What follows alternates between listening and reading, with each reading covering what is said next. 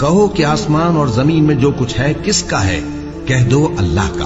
اس نے اپنی ذات پاک پر رحمت کو لازم کر لیا ہے، وہ تم سب کو قیامت کے دن جس میں کچھ بھی شک نہیں ضرور جمع کرے گا۔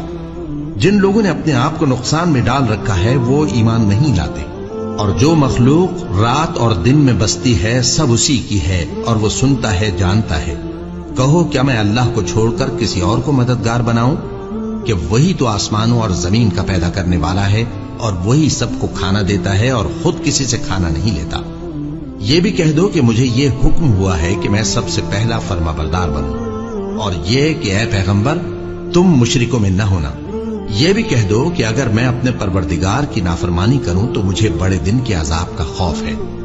جس شخص سے اس روز عذاب ٹال دیا گیا اس پر اللہ نے بڑی مہربانی فرمائی، اور یہی کھلی کامیابی ہے۔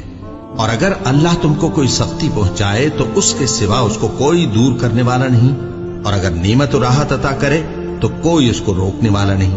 وہ ہر چیز پر قادر ہے، اور وہ اپنے بندوں پر غالب ہے، اور وہ دانا ہے، خبردار ہے۔